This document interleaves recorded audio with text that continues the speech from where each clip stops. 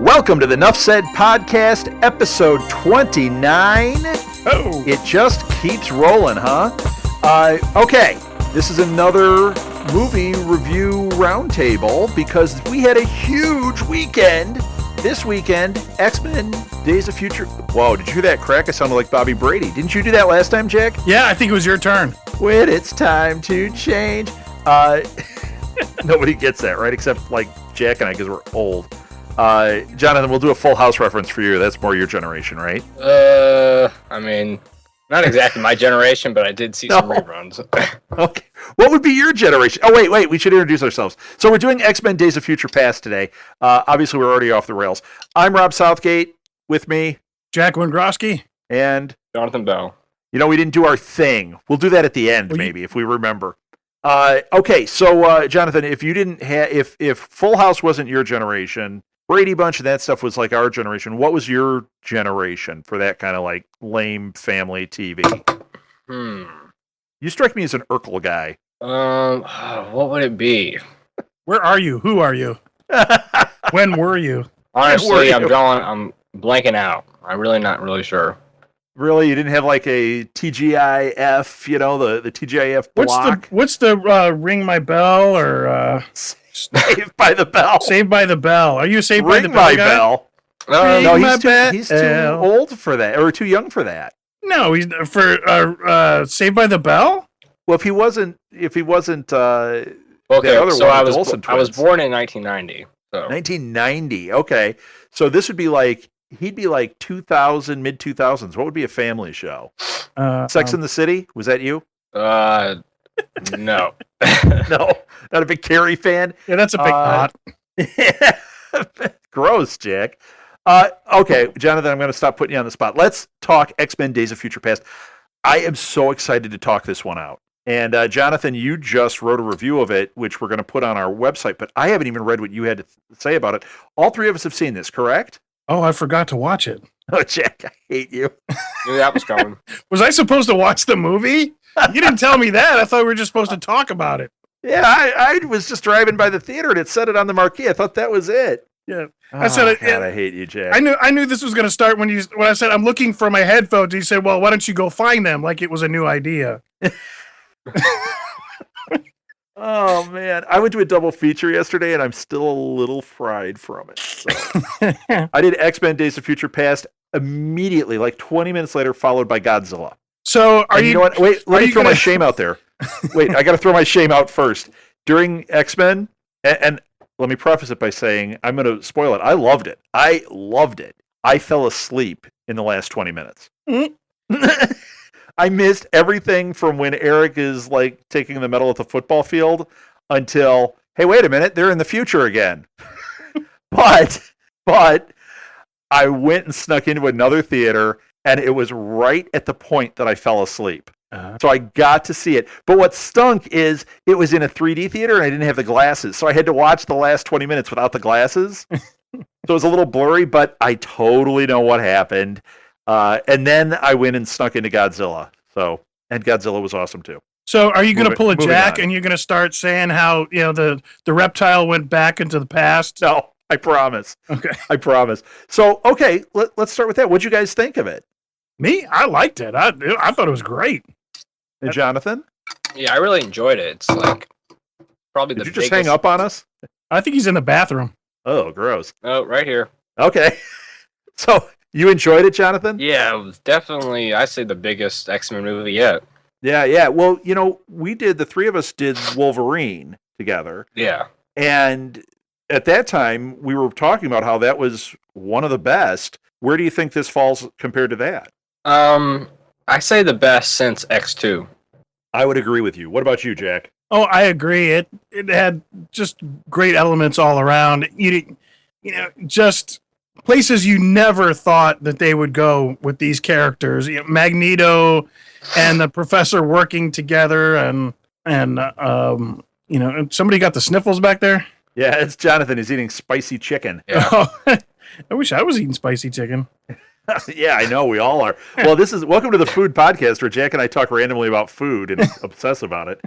That's my life. You know, Actually, I'm gonna change it up because Jonathan, you said it was the best since X2. Yeah. You know, I kind of view them on equal footing. I loved the first one. I thought X2 was better, but I still loved the first one. Yeah. I loved the Wolverine, and I loved First Class. And in fact, First Class might have been the top for me. And this one, I think, might have topped that. Yeah. Although this one, there's some plot holes and there's some things that are ridiculous that it's like, oh my gosh, some of the things. But if we get out of the geeky fanboy, everything has to be completely accurate. This movie's a blast. And like the action stuff, I mean, there's a part of this movie that it might be my favorite superhero moment. And that's saying a lot because I love this stuff. And there's a part of this that was mind-bending to me. Now, I got another question. Where do you think this falls in comparison to the other MCU films? Because we came off of Cap 2 this year, and Cap 2 was a pretty spectacular film. How do you think this ranks? And I don't need a stack list. I just want to know, do you think it's as good? Do you think that it's incomparable to the others? Oh, absolutely. I mean, if you could put that up against, Iron Man 2 or Iron Man 3, it had great elements. I think, it wasn't like an all-inclusive X-Men. By the end of the movie, I kind of realized, it had really focused on just a couple central characters, but I couldn't find fault with much of the movie at all. Yeah, yeah. Jonathan, what did you think in comparison to the MCU? I mean, it's really hard for me. I'd have to, maybe after we've, critically analyzed the MCU movies, I'll have a better thoughts, but, So you're teasing the end of summer because we're going to go through those over the summer on this show. Right. So, I mean, it's hard for me to choose between this and Captain America 2 because, what I loved about Cap 2 is the kind of political thriller aspect and Robert Redford, which is amazing. Well, this one, each one of these, I think the ones that work best are the ones that are playing in a different genre than just superhero movie. And I think this was your time travel movie. It was very obviously time travel, but it was fun time travel. And it was like, I kept thinking at the beginning of Austin Powers in Austin Powers 2, when he turns to the camera and he goes, I wouldn't think too hard about this. Because if you do that, if they had, if maybe Professor X had said that, you could have forgiven a lot of weird things. Like one, how is Professor X alive? Because when we last saw him in X3, he was dead. And yes, he was transferring bodies or whatever, but he was dead. And that was unexplained that he's in the future and he's fine. So was that out of a different timeline? I don't think so. But maybe it was. Maybe that was just a different timeline because we definitely are playing with timelines. Yeah, they did seem to gloss that one over pretty well. Yeah, what I've heard people talk about is that, the events of this movie, changed the events of X3. Oh, definitely. Here's how I described it. I was telling my nephew about this today because he hasn't seen it yet. And I said, when you get to the end of it, it very much felt like Bryan Singer was sitting there. You know how they have the screen, they're watching the dailies, and he's filming this whole segment at the end where, we've gone back to the future. Oh, by the way, if you haven't seen the movie, this is going to be loaded with spoilers, and you know what you're getting if you're listening to this. So don't blame us if you get spoiled. Stop listening if you don't want to get spoiled, because we're just going to freely talk about it. Actually, Rob and I are already now that that's spoiled. out of the way. But, yeah. Yeah. No, I showered today. I'm sitting on one of those gel things. It's actually, taking away, giving me freshness. It's funny. When they went back to 1973, they gave some TV props to Star Trek. And Sanford and Son.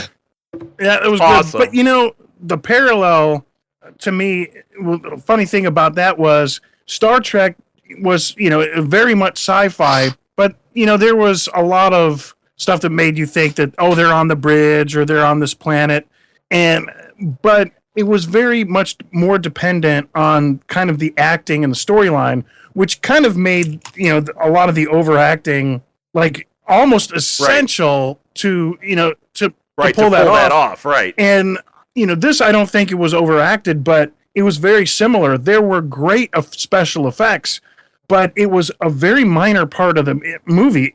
the effects didn't move along. Wait, you think the effects were a minor part I of the really movie? do. I don't think that. I think the whole thing was. He does. Hugh Jackman doesn't have actual claws coming out of his hands. Well, you know that, that's right? not what I'm saying, though. But if you hadn't teasing. seen that, the story would have remained about the time travel and the interpersonal relations.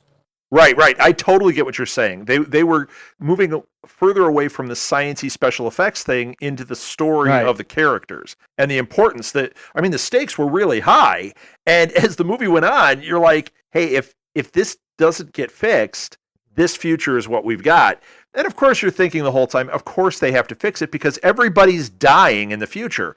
But there was a really interesting moment, and I can't remember who said it. I think it was Professor X, where he said, even if this works, what we may get may be worse. You don't know what you're getting. It's the butterfly effect.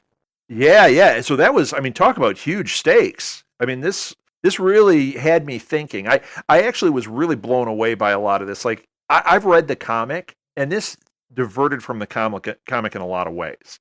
It's a 2-issue Days of Future Past, which is an excellent comic book. In fact, I was reading, I think in 2001 they ranked the best comic stories of all time and for Marvel, and it was ranked like number 25, which is saying a lot when you consider the volume of work they've done over the years. In that original story, it's not Wolverine that goes back, it's Kitty Pryde. Uh-huh. And if you framework it, Kitty Pryde was a new character. They introduced this new character to the X-Men. They show that she can, go through things, pass through things, which we saw her do in this. And then they transmit her consciousness back and tell her, you've got to convince us that we got to stop these events. And it's not about killing Trask. It's about killing a senator. And they have to save the senator, but the senator is the one who is the one like putting the whole Sentinel program into motion. It's very similar, but they've tweaked it a little bit. So now we get Wolverine going back. Now, Wolverine going back, number one, I thought was an interesting choice. The thing I found most interesting, it was not a Wolverine movie. He was a main character, but he was a main character. He wasn't just the main character. Which when I saw that it was Wolverine going back, when the movie started, I didn't know who went back. I didn't know anything because I stayed pretty spoiler free. I fully thought it could be Kitty Pryde going back. I was expecting it to be Kitty Pryde, and I thought, this is interesting. How are they going to do this? And how are they bringing Wolverine into it? And by sending Wolverine back, it changes all of that. But then you would have thought, okay, the story is going to be Wolverine. But not so much. I mean, it was really, Xavier and Quicksilver. Oh my gosh. Oh my gosh. He stole the show, stole the movie. Yeah. I also, before we get into him, there are some things like they're kind of retconning him here where we've got like this Xavier and Raven relationship. They did it in First Class. That's not really out of the comics, at least the stuff that I'm familiar with. That was all kind of newer, something they kind of created. But I have to say, it adds a dimension here. It adds an interesting story. The problem is, if we start talking continuity, when you look at X-Men 1, you would assume, wow, how come he's completely forgotten that he knows Mystique this way? That he was in love with her as Raven. There's none of that until we hit First Class. So that's where it gets a little funky, but maybe we're right. Maybe that's a different timeline. And this movie corrects the events of X3, which maybe those timelines were similar, and X3. So we do assume that near the end, at the end of the movie, when Wolverine is like a history teacher or something, or do we assume that that's like the new world? Well, as far what as do you mean? Yeah. Oh, yeah. Okay. Let's cut to the end. So you mean when Wolverine wakes up and it's now, basically? Okay. Yeah, that's the Jean corrected Grey timeline. is sitting in the hallway. Okay, how awesome was it seeing Jean Grey? That was mind blowing. I wasn't spoiled by that, so when I saw it, I was like, "Heck yeah, Jean Grey is here!" And then my first thought was, "Oh no, that means Scott Summers is there." And I love that character in the comics. I don't like him in the movies. He's a big whiny mess. And as soon as I saw him, I'm like, "Oh." In fact, but Wolverine's interplay with him was great. The first thing out of his mouth is just kind of obnoxious. Hey, settle down there. Yeah. Sparky. It's like, shut up. Yeah. Wolverine's just like, oh, great. How many? Like, I get her, but that means I get you back. So too. how many Excellent. tortured flashbacks have we had? It's like, oh, he killed Jane Grey. Oh, he killed Jane Grey. And now it's just like, oh, well, it's all undone. Well, and but think of this. Wolverine is he's the only one that knows exactly what happened. Charles Xavier does know also, but the rest of them are oblivious to this whole story, right? But does he know But Wolverine is the one that wakes up. Now, he doesn't know anything. To him, it's fresh. Everything that happened is fresh in his timeline. So he went from, technically, a day before having massive flashbacks about killing Jean Grey to here she is. So this is interesting what they've set up, because his memory of everything is going to change his character. Right. Well, here's the thing, though, is how is it going to change? Because, his character, like you said, like Jonathan said, is all of a sudden now he's actually a history teacher at the school where, his character hasn't been reformed by the new timeline because he still has the memory of the old one. So, it's like... Right. Well, that's why he made that great comment. He's like, I'm going to be a little hazy. So, I mean, he's kind of starting from scratch, and it's like a Mobius strip. There's really, there's no way to wrap your head around this one. But the thing is, I guess the point I was about to make is that Professor Xavier, he knows he has the future past memory of, as a young man about what Wolverine was doing, but he doesn't really, as the future character, the new future character, doesn't really know what was to come. So, he doesn't even know, even Xavier doesn't know the whole story. Right. So I just had another thought. If Charles knows and Logan knows, the other person there that knows, that gave a little nod, and now I realized maybe that's what he was doing, is Beast. Right. And, because when he saw him, he went, hello, Logan. Now, he wouldn't know that Logan just woke up in this timeline, but there's another conversation. When he talks to Hank, Hank's going to know you were here from the past, because there's very few of them that interacted with Wolverine in that corrected and timeline. The big thing is Hank asked him straight out, do I survive? And he says, no. In the future, you're gone, but, hey, that might change. So he... Right. Well, and as soon as they have that conversation, it's like, this is the point in the timeline. Right. You were dead. And so Hank knows the only reason he's around now is because of Wolverine changing the Yes. Yes. Yes. I really enjoy the actor playing the Beast. And when they flashed forward and we had the old Beast, and it's Kelsey Grammer, I was really happy to see Kelsey Grammer back, because I thought he was awesome as the Beast. Even though X3 is flawed, I really enjoyed seeing him back. And it made me want to see another... See, this is where it gets difficult. In the next one, what timeline are we in? Are they going to go back and use those first class actors? Are they going to go forward and do, Kelsey Grammer and, these people? Because, I mean, frankly, I haven't had enough of them yet. Well, they are going to have to start recasting. Like, Wolverine could get recast at some point, but I am not done with the older X-Men. Frankly, I would like to see First Class continue as its own series from this point. You've done the 70s, now do an 80s X-Men. They're going to maybe do, if Age of Apocalypse is following these newer guys, maybe do a God Loves Man Kills, which is an excellent series of X-Men. I guess what I'm thinking do that for the next First Class. Is that if they continue with a storyline between the First Class and the present day movies, is that going to affect something else? Because I just kind of assumed what do you mean? X-Men Apocalypse would take place after the present day. That's what. Right, from that point on. But that's what I'm wondering. You have this amazing cast for First Class.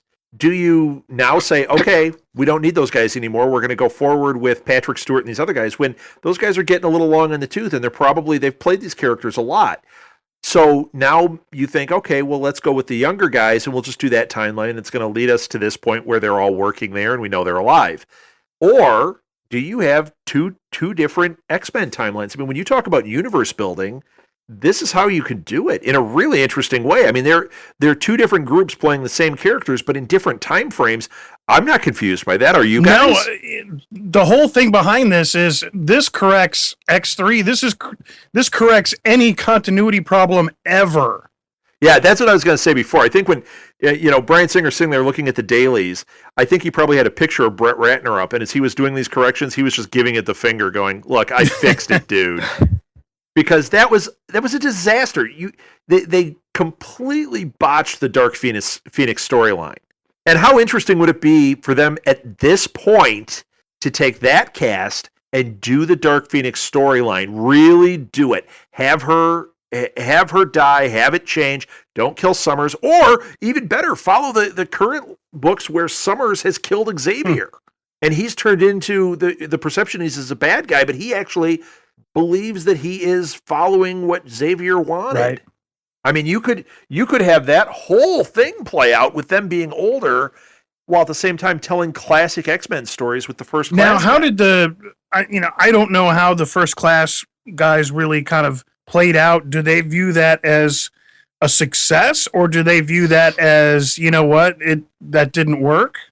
Oh, X-Men First Class, I think it did really well. So I think they viewed it as a success. That's why this one really was supposed to be a sequel, but because of the nature of it, they said, okay, we're going to have this time travel thing. We're going to use some of the older actors, and they're going to be mixed in, kind of like Star Trek Generations. Only this was way better. So does this kind of put these guys? Because we know Wolverine. Hugh Jackman has been saying he doesn't want to play that character much longer, and right, yeah, well, that's what I'm asking. Do we put those guys to pasture, or do we go with the younger guys?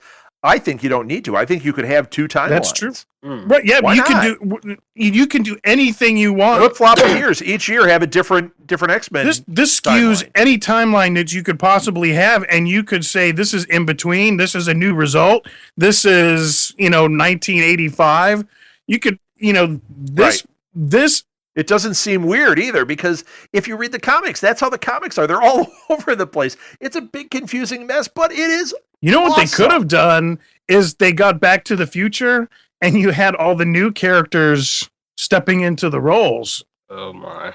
You could have had that whole transition, but since it could be, but why would you do that when you've got these really established people like Kelsey Grammer? I want to see Kelsey Grammer as the Beast as an older guy. I guess my point with that being, I guess since they didn't do that, then they're not done with these guys. Right. Well, that's what I'm hoping. I guess we don't have an answer. We don't know what Age of Apocalypse is going to be. Is it going to be, or no, it's X-Men Apocalypse, not Age of. Is it going to be, is it going to be the younger guys or the older guys?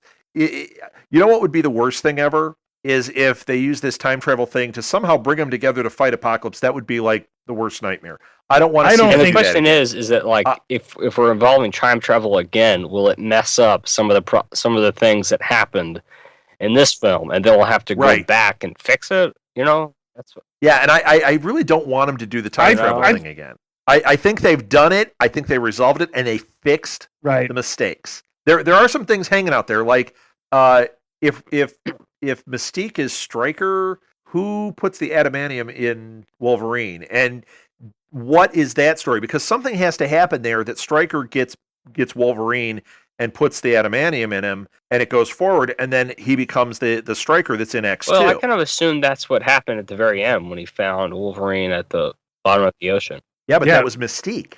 That was Mystique that was disguised. Right. So where are they going to go with that? Or is that just kind of an end? Like, it's not quite over. We used to assume that there was some transition period. I don't know. Or well, see, that's just it. That's why I'm wondering if they're going to do a storyline of the First Class where we see, because frankly, Jennifer Lawrence is owning Mystique right now. You don't get rid of that. And they've said there's the potential of a Mystique movie, which I think might be a little tough. I loved her in this. I thought she acted through that makeup beautifully. But 2 hours of her into blue and into beautiful Jennifer Lawrence and into some dude and then into Jack. What the heck is going on? Yeah, I think that would get a little tiresome. They did it a lot in this, but there was so much else going on, making her the main character. Now, granted, we might be throwing, dispersions here on something that in the end we're going to go, that was awesome. Or we might be looking at Wolverine. Isn't it Origins, aspersions? Which, what the? Yeah, you have aspersions. Okay, so I also think that there was a problem with the Wolverine in this timeline because, well, first of all, that teaser, the stinger at the end of Wolverine shows Magneto and Xavier coming and telling Wolverine they need his help. That has nothing to do with what happened in this. That was the setup for Days of Future Past, but that was not how this movie started or anything having to do with this movie. I didn't even think about that whole transition where they had caught him completely went away. Yeah, so do we need to just ignore that? I kind of think so. I think we just need to say, hey, that was just a fun little scene. As Ben Kenobi said, Rob, this never happened. Right. Bryan Singer just waved his hands at us. You didn't see this. We didn't see this. Are we just going to assume that, for a few years they tried to work to stop this or something? And the whole thing that, maybe that was at the pivotal point. Like they started doing this from that point on, and that was maybe 5 years before the events we saw. I mean, Magneto was saying in the what was it, X2 or the original one when Magneto said a war is coming. Okay, so maybe this is the second or third war that is coming. Yeah, I don't know. And that's another thing. When we saw them in the war room, and I think that was in X3, and you saw Wolverine cut the head off the Sentinel. That was a very different Sentinel than what we saw here.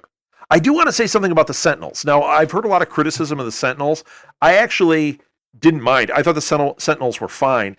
The future ones, I didn't like right when I saw them, but once they explained how it had Mystique's DNA, I was way into them. They were absolutely Mystique. They were moving like Mystique. They were doing that transition thing like Mystique, and it totally made me love that idea. Like, that was something I hadn't thought of for the Sentinels, and it made sense. And man, that made them very tough. When they started killing X-Men, it was like, I believe it. They could do that. They totally hit the believability. Whether you like the depiction or not, you really believe that they could adapt and overcome anything that a mutant had to offer. And it was intense. You could imagine that if anybody that could beat these guys, it would be one of those.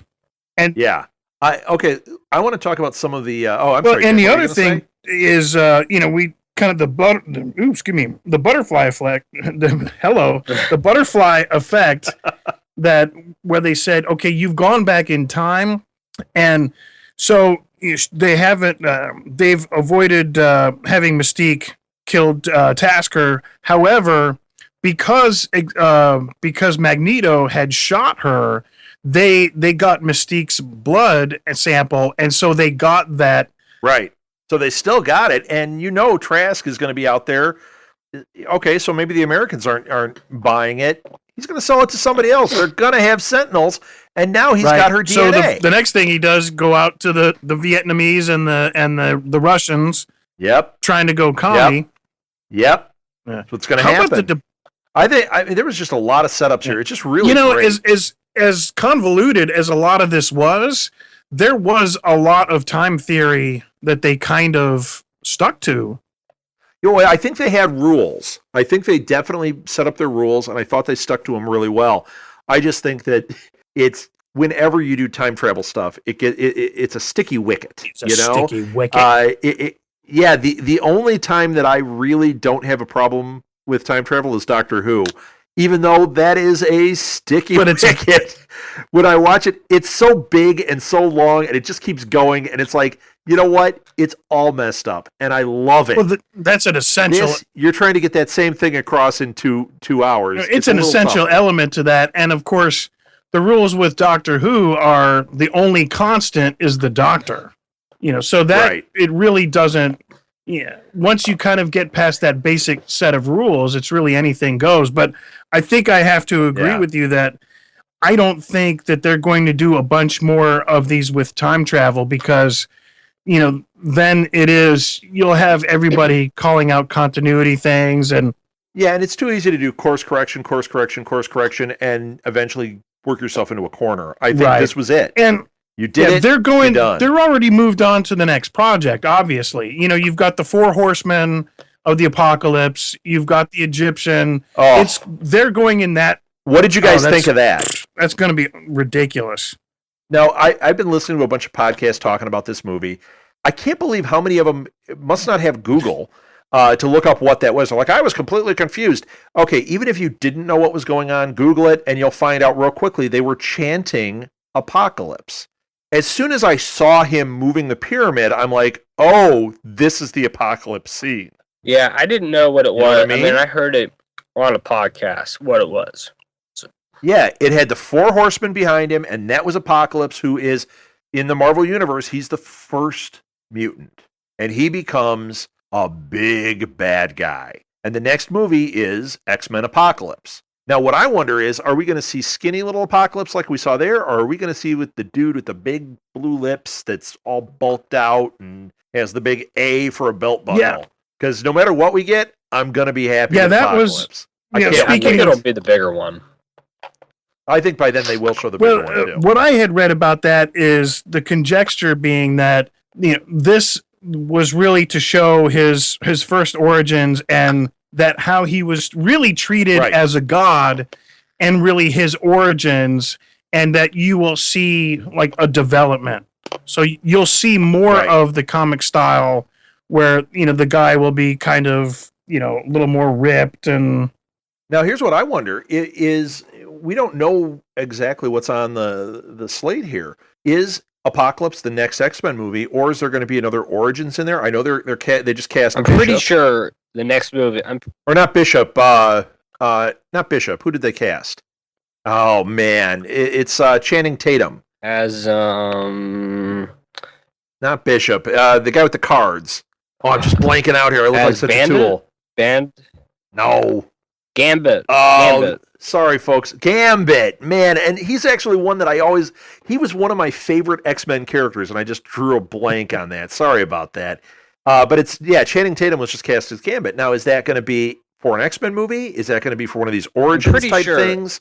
Are they doing Gambit Origins, or are they doing a First Class, and they're going to bring Gambit in, and we'll see some of the Apocalypse stuff in there? I'm pretty sure that the next one is X-Men Apocalypse. Because we know next year that we're going to get the next Fantastic Four film. So you're thinking they're going to do Fantastic Four and then do Apocalypse? Because they're definitely leading towards a Fantastic Four X-Men crossover. There is no way they're not looking at that. Yeah. And I'm down for that. I really have high hopes for this Fantastic Four film, even though there's a lot of haters out there, and I keep reading things where people are like, oh, it's going to be terrible. You know what? All you internet trolls, shut up. Take that. Just let's sit back and enjoy the ride, because they are trying to course correct this stuff. Yeah, those first 2, I enjoyed them, but they were kid movies. But you know what? They had the Silver Surfer, and the Silver Surfer was awesome. So take that. I wanted to see a Silver Surfer movie. That's what I wanted to see. So maybe we'll eventually get there. But they're trying to fix this. Is it the cast that you thought it would be? No. But you know what? When you first saw X-Men, did you think... I remember seeing Hugh Jackman and thinking... Oh, man, I don't know why they didn't get, like, Russell Crowe for this. I know the actual character is really short. And now I love it, man. That's what I've heard. Right, he is really short. There's a funny story I heard last year. He was at Comic-Con, San Diego Comic-Con, and he was walking around in the Wolverine, the leather jacket and everything, and he put the claws on, and he just walked through, and he was at a panel, and he said, nobody stopped him for a picture. It's Hugh Jackman dressed as Wolverine walking through the Comic-Con. He said he walked around for like 2 hours. Not one person stopped him to take a picture. He said the only person that acknowledged him as Wolverine was a guy stopped him and went, yeah, dude, you're too tall to pull off Wolverine. You might want to try something else. Are you serious? That's what he said. Now, is that true? I don't know, but it was a good story. It was something that he said at one of his panels. It was just like, it was the same year that Bryan Cranston wore the Walter White mask and walked around. I kind of believe that, because I think people just assume it's just a bunch of other people just like them, and that these guys don't kind of walk around, with. Well, and people look different when you see him in person. I met Arnold Schwarzenegger in person, and yeah, he's huge and everything, but his facial structure and all that, he does look different in person. Like, you could probably be, it might take a minute to realize that's who it is. And if he was walking around in a goofy costume, you might not catch on. That's kind of funny. Yeah. I can't imagine. I know, Jack, if it was Halle Berry walking around, you'd know who that was. What'd you think of her? I think she's redeemed every part of Catwoman just by being in this movie. Catwoman? Well, this might have been the best that she's been in an X-Men movie. Oh, that's right. She didn't have any lines. I'm so glad I didn't have any. No, actually, I like Halle. What happens to a toad? I actually like Halle Berry. What? Same thing that happens to everything else. All right. I know they brought Toad back, or another version of Toad. I didn't. You know what? Toad. So I didn't completely understand that. Well, I mean, we had Toad in the original 2001, but right. Well, once again, there's a disconnect between those characters, but maybe Toad does evolve into that. I mean, by the time we see Toad at the end of the movie, you see him, doing dishes or whatever, and he's looking up, going like he's buying into, yeah, man, we got to fight back. He kind of makes that face, that big toady face. So maybe he evolves into that character that we see in X-Men 1. They seem about the same age, Now I figured out who the four were that she saved. When when Mystique went in and saved them, it was Toad. It was a character called Ink. That was the dude with the ink on his face. Spike. That's the guy with the thing sticking on his face, right? The head out of it as the hair, right? Yeah. He kind of looks like a porcupine. And then a character that they used in First Class, who I actually was hoping would be back here, was Havoc. Oh, yeah. And he was one of the four that was in there. I think Havoc is a great character, and I want to see them do more with that character. That's why I go back to the idea of let's have a First Class series and let's have the older dude series. They've got to have a couple good older dude series left in them. Or if not, just let that continue while you work with these First Class guys until they start to catch up to the age. And then you could get it with that First Class group. You could start getting into stories with like the New Mutants and things like that. And with the older guys, get into like X-Force and some of that other stuff. Because correct me if I'm wrong, but I believe they're working on an X-Force movie. I've heard something about that. So I mean, that could be there's your older group working in that world. And tie those together, and then have your younger groups and do, New Mutants and this, and, oh God, bring me Alpha Flight. I think I've talked about that before. Those Canadian superheroes. Please make that happen. Oh, that'd be awesome. Okay, so I wanted to talk about some of the other characters we saw here. We saw Blink, who I love. Yeah, she was really cool. I thought that whole thing of now she was the one that was doing the portals, right? Yeah. Isn't that Blink? That was awesome. I wanted to see her do that the whole movie. That was awesome. Sunspot was there. He was cool. Warpath was cool. I wish we could have had Havoc. He was there for a minute. I could have done it with a lot more. Bishop. Now, a lot of people don't know who Bishop is. They name checked him. He was important. We saw him blow up. I think there's another thing. We've got that. We could have Bishop. Now, Bishop is interesting because he does take place. He is there after the Sentinels come. So are they saying the Sentinels are not coming and that wipes this out? Well, then we might not have a Bishop. Or do the Sentinels come anyway and Bishop and his sister come into the picture and we lead to this Bishop? One cool touch was, did you catch when they had the M on their face, like above their eye? That is something from the books, how when the Sentinel, that whole thing, Trask, was taking over, trying to wipe out the mutants, they would brand them with that M, and Bishop is one that had the brand. I thought that was a really cool touch. Kitty Pryde, I thought she was great. I loved Ellen Page. Yeah, she's I wanted great. more of that. I mean, the movie, she was mostly, in that one position. Right. She hardly did anything except get stabbed by Wolverine. And then... it was interesting. They said that they cut Rogue out of it. But they told it, but then I heard later that they put her back in. Why would they cut that little bit out? I loved seeing her. I was as soon as you saw her, like, oh yeah, Rogue. Like I think they had an enormous amount of characters, and I think that they handled it. Everyone talks about Joss Whedon with the Avengers and how great he handles all these big characters. I thought this did an excellent job as well. There's a lot of big, interesting characters going on. You're getting, maybe you're not getting a lot of them, but hey, man, as soon as Colossus hit and you saw Colossus get torn in half, I'm like, Sweet. This is Colossus. Kitty Pryde. Sweet. Kitty Pryde. Iceman was cool in this. Iceman was cool. Scott Summers? He was a wuss. Did you say Iceman was cool in this? Yes, I did. I caught that. Yes, I did, and thank you for catching that. Okay, I got another one. I think my favorite. Well, okay, my two favorite things. Let's get the one. Let's talk about that one again. That Quicksilver scene was spectacular. That's the scene that to me was. I'm hard pressed to think of another scene in a superhero movie as good as that scene when Quicksilver runs around the room. That music playing. Yeah. He's adjusting the bullets. He's moving everything. I don't believe that he was listening to that music in his headphones. No, but because wouldn't it be wouldn't the music be going super slow as he was running around the room? Speed it up. So you think he takes all of? Well, this is like what was that? 70s. He didn't even. Did they even have Walkmans then? And what was with those headphones? Those headphones look like something from the 2000s. Well, maybe he ran so fast he got them, but. Maybe he had Wolverine bring him back. Hey, can you bring these back? I really want an iPod. Yeah. But, okay, so forget that nitpick. So it was go awesome. back to that. Did you guys, when you were in the theaters, in my theater, everybody was laughing their butt off because it was so ridiculous. And it was like a big whole room kind of chuckle. You know what? People were laughing, but they were clapping.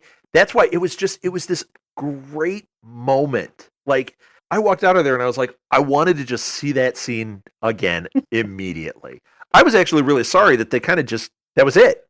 We see him again at the end, but that's really it for Peter. Quicksilver's kind of done it. I'm like, man, I went into this thinking, man, those pictures of Quicksilver, this is not going to work. This does not look cool. And instead, it was fantastic. Yeah, I'm going to wonder how the Avengers 2 Quicksilver is going to be. Yeah, that's going to be a tough one. Okay, well, I saw Godzilla, which is starring the same guy, the guy that played Kick-Ass. He is playing Quicksilver in the Avengers. And I have to say, I liked him in Kick-Ass. He was a piece of cardboard. Yeah, I've heard he wasn't that great. Godzilla is visually amazing. The sound is incredible. If you're a sound person, go to a theater with good sound and you'll be like, oh my gosh, it's so good. But the characters are pretty much cardboard, and the lead character is him.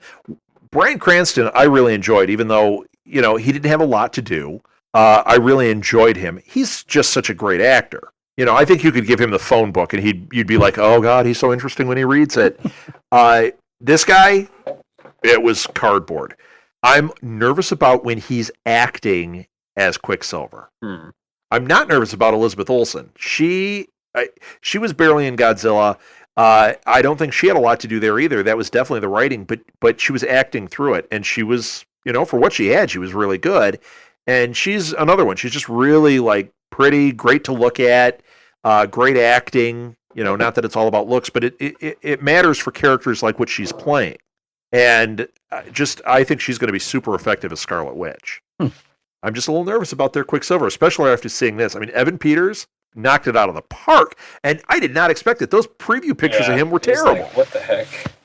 Yeah, but you know what? That was the opposite feeling after seeing this. So I think people are going to be comparing the... Oh, how can you not?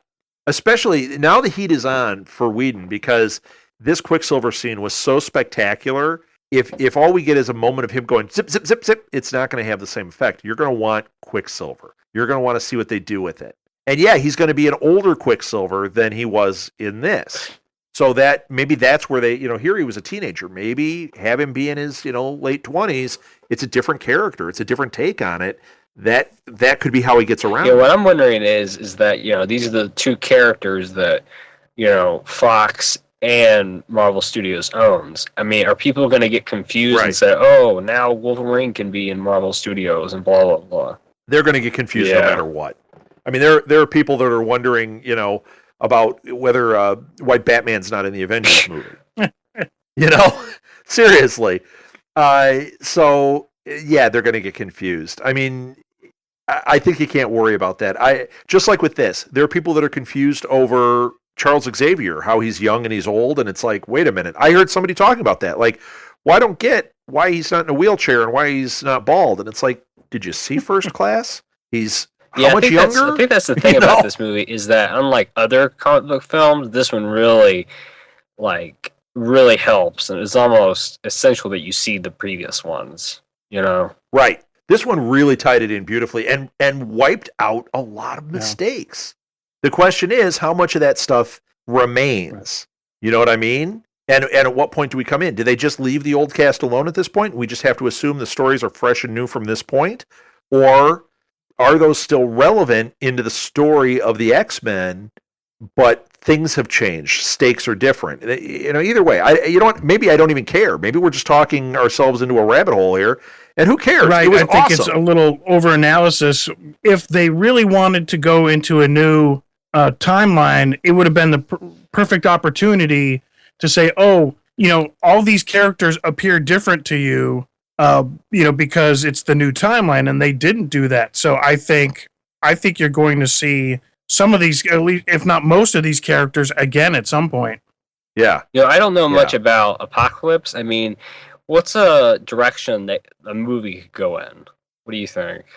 Boy, I don't know. I don't know what story they're going to follow. I don't know how they're going to pull it off.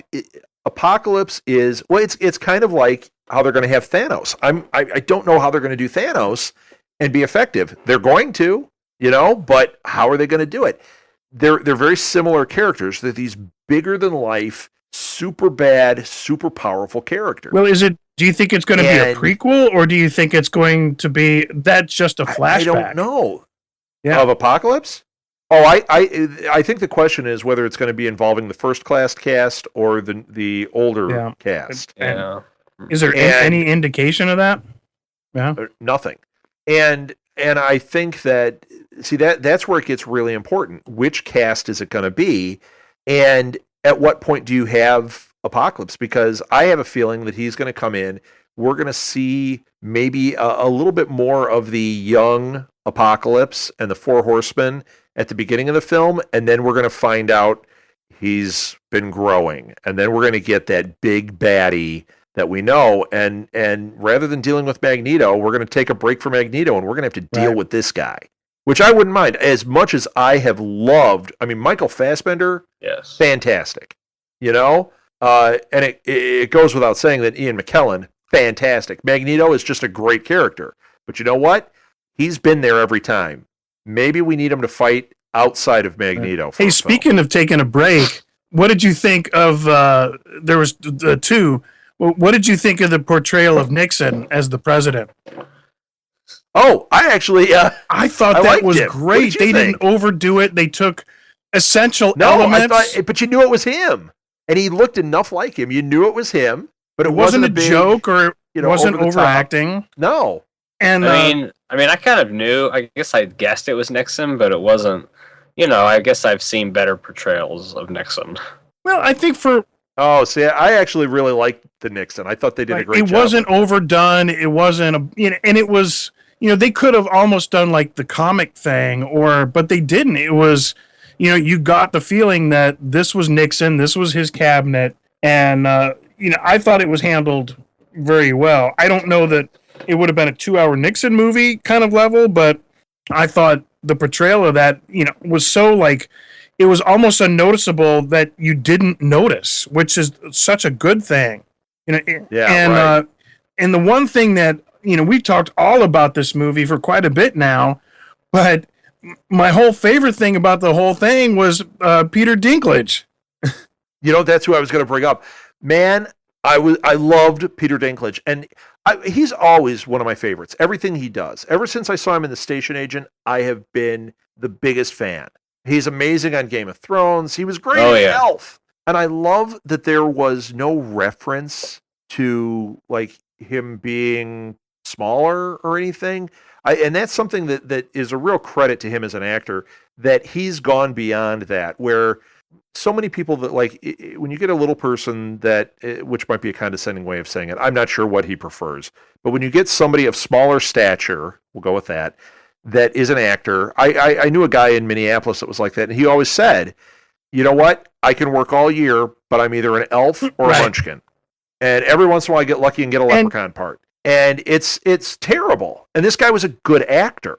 And then he said, if I get something that's outside of that, there's always reference to me being a little person. There was nothing in this. There was no reason for it. I believed that he was Boulevard Trask. I thought he was brilliant, and I found him menacing. Oh, yeah. But he's also kind of a guy that, he's very gray. He's not at all black and white. Right. Well, he was that corporate, definitely, I think, he went from gray to black, but I don't think there was any white in there. The only thing that out of his mouth that said, "Oh, I appreciate the mutants. I think they're really bringing something to humanity." I think that was about as sarcastic or ironic a comment as you could make. He really thought that, the mutants were a scourge upon mankind and a bigger enemy than communism. We're sitting in the middle, at this point, is in the middle of the Cold War, at the height of the Vietnam War, and that's why nobody's believing him that there's a bigger enemy, because they really can't see past that. And if you look up Boulevard Trask, it was actually supposed to be an anthropologist, and but they really kind of changed his character into that kind of industrialist. So they even changed the nature of his character to be that, this is big business. This is where big business has gone bad.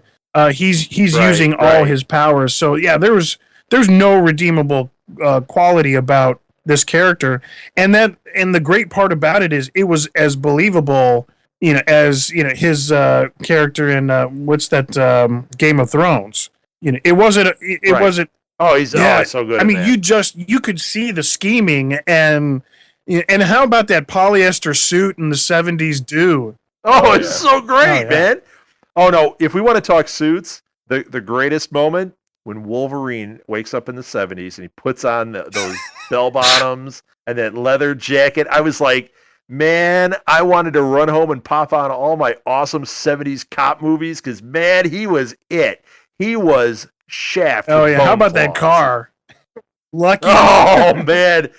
Oh, it's so it's like, and awesome. You really think about it, if you're used to, the 2000s, you're used to, okay, where do I find my car? Well, you hit the clicker. He looks, and all of it's a rabbit foot, and happens to see the lucky license plate. It was like, he could have been all day searching for that car. Great. Oh, it was so great. Okay, I actually, while we've been talking here, I did look something up. Spoiler. That you look something throw up? This out there. No, it's First Class. Apocalypse is the First Class. Oh, where'd you get that from? Here's how I figured it out. I'm on IMDb, and I started looking at actors, and the ones that are listed for already, it says announced as actors committed to Apocalypse: James McAvoy, Michael Fassbender, Jennifer Lawrence. They're the only ones. Well, I guess the thing is, it doesn't have Ellen Page, it doesn't have Hugh Jackman, doesn't have anybody else. I think the thing is that with IMDb for movies that are further down the line, it's much less reliable. Yeah, but when those are the three that they've got listed there, and it says announced, and it's got that, I would think that it might throw at least like a Hugh Jackman somebody in there. When it's Why does it only have those three that are clearly First Class? Oh, and Nicholas Hoult. And if they do have something that's listed, I noticed that IMDb will say something to the effect of this may change. But if they've heard something announced, you've got those three. Yeah, it's the four, and it says credited cast: Bryan Singer, director. Those four are listed, and it's got the correct producers. I mean, I think that's a pretty big clue. Now, is it 100% accurate? Yeah, because I haven't heard. But I think it's a clue. It also lists Hugh Jackman for the untitled Wolverine sequel, which is in 2017. Yeah. Which he has said, if it's a good script, he's going to do it. I mean, it's not saying, yes, this is happening. It's saying announced, and, it doesn't say pre-production or anything. But we know that they're looking at him to do it. He's their first choice. And, I think one of the things is you've got Hugh Jackman, who's been making a lot of noise lately that he really wants to be done with this character. And I don't think... one of the first things I saw, when he takes his shirt off and the dude is ripped... I mean, can you imagine, just having to go through the training all over again. Yeah. Oh man, that's got to be brutal. And I've really heard that they do things like very, very scientifically. Like if you do too much chest work, so they'll it makes you kind of less. It makes you just look kind of more bulky, and they do these things like really not like typical bodybuilding or body sculpting. Right, they do it specifically to make it into this body. It's a very particular grueling workout, and I can't imagine having to go through that time after time after time. Right, right. I guess time will tell. Thank you very much. So, do you guys have anything more, or are we done talking this one out for now? I mean, I guess in general, I just like all the connections and stuff we have. I mean, I think the fact that Magneto, just like in X2, where how they kind of come together, just like in X2. But in the end, Magneto leaves the the X-Men behind. And just like this one, and then it kind of, because in the 70s, it kind of foreshadows what happens in the regular X-Men trilogy, and then it's kind of a developmental thing where, in the end of Days of Future Past, he kind of redeemed himself when he sacrifices himself. Right. So did you, just out of curiosity, as I got to the movie just a little late, and I saw, some of the previews. Like, there's one coming up with Tom Cruise that Game Edge of Darkness or something. Edge of Darkness. Yeah. That looked pretty good. What else was there? There was a couple. That has potential to bomb. Yeah, I've heard negative stuff. I didn't actually see any of the previews, so I don't know. I don't know what else was announced. Did you see anything, Jonathan? Let's see, what else was there? I'm pretty sure Once Upon a Time in the West or something. Oh yeah, I keep seeing previews for that. No good superhero ones in there. Like they really had anything. No, I don't think so. I'm trying to think. Yeah, not as memorable. Yeah, well, they you know what? They didn't have anything cut. I think they did a disservice by not having some type of teaser cut for Fantastic Four. Yeah, I think they've kind of cut down on the kind of the end shorts, because the first like Thor, you had to wait around. There were like 3 extras at the end. Well, yeah, but that was a different studio. The MCU has not cut down on them. They still have 2 at everything. It's the X-Men ones and the Spider-Man, where they do just one. I think the outside the Marvel Studios ones, they're trying to do more of what Marvel Studios did. Right. And I have a feeling we're going to see more of these like double teaser things going forward with X-Men, and that, especially if they are doing some universe building. Spider-Man's going to have to do something. The stuff they cut out of that closing scene they cut out of Spider-Man 2, I think, was a real mistake. They should have plugged that at the very end. I think that would have been really cool. Great transition to the next movie. Yeah, and it would have been less confusing for people rather than just an X-Men. And you're talking specifically about taking Mary Jane out of that, right? Oh yeah, that would have explained that. That would have, at least for me, not having kind of followed it for a long time, would have gone. Yeah, you would have understood it was a different character. I mean, it'd be like, oh, okay, I get it now. Because I got like I say, I got way away from it, and I really felt like these were kind of details that really kind of haven't been out there for quite a bit, and to not have that transition was like, I'm not going to say unforgivable, but kind of weird. It was kind of very noticeable, I guess. Boy, unforgivable. That's drawing a line. I know. Jack. I'm going to have a talk with Stan Lee, and we're going to straighten some of this out. Sure you are. So I want to wrap it up. I got a couple of quick things I want to mention. So this is where we're making the big announcement. Jack is, maybe taking the summer off because he's got a gig, but we don't know. He may be joining us. But regardless... but Jack, you'll be back in the fall for Enough Said and for Agents of S.H.I.E.L.D. and then Agent Carter. And I'm like a bag penny. You never know where I'll turn up. Yeah. And we're talking about ways that we can utilize Jack in the show over the summer. We're going to be doing the Marvel Cinematic Universe, starting with Iron Man. And we're going to do a little bit more of an analysis of it than this. It's not going to be just a free-form talk. We're going to have a little bit more in-depth talk about it. Jonathan, you are on board for that. And we actually have a third person. And then if Jack can be on, we've got 4. We've got a Lil, who is a podcaster from another network. He is on the show League of Geeks. And I reached out to him thinking maybe he'd want a guest. And he's like, dude, I know everything about Marvel and I'm way into it. You know what? I think he's going to be a lot of fun to have on. So he'll be kind of on our summer shows. We'll have kind of a summer team, which is going to be a lot of fun. So that is going to start up in, I believe, 2 weeks. Next week, we are planning on doing a roundtable, which, Jack, you're going to not be around for. But there's going to be like 18 people on it. So I'll handle that one. We'll just kind of talk that out. We may be hosting that one. So I'll just kind of ask the questions. Actually, what you could do is you could pre-record me going, I was planning on doing that, actually. I've already got some of that footage. Yeah, do that one, Jake. I have not. There we go. So, yeah, we may drop that in. But it's going to be a lot of fun. You can find our past shows on our website, which is www.southgatemediagroup.com.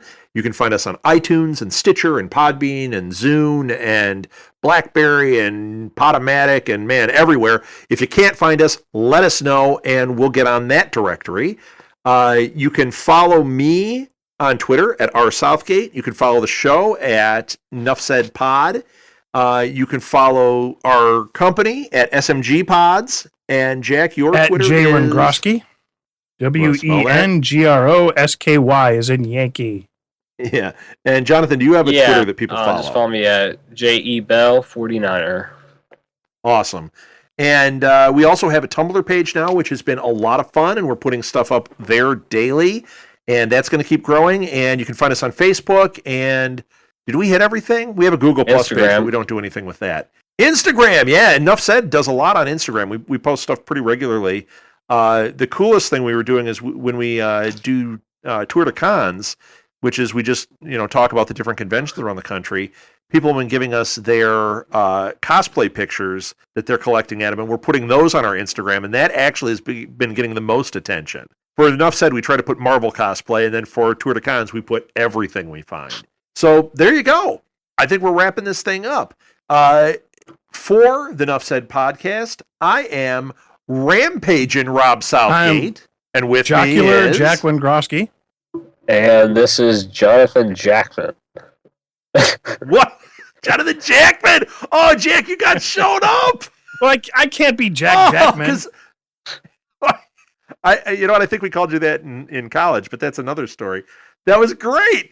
All right. Thank you so much for listening, everybody. We'll talk to you next week in some type of roundtable. And then coming up in 2 weeks, we start the summer series where we talk MCU. Until next time, enough said. Enough said. If you would like to donate to help pay for this and other Southgate Media Group podcasts, simply go to our website, southgatemediagroup.com, and click on the donate button. It can be as little as $1 or, well, as much as you want. Help keep this fun going by supporting this and our other shows. Thanks again for listening, everyone. You're the best fans in the world.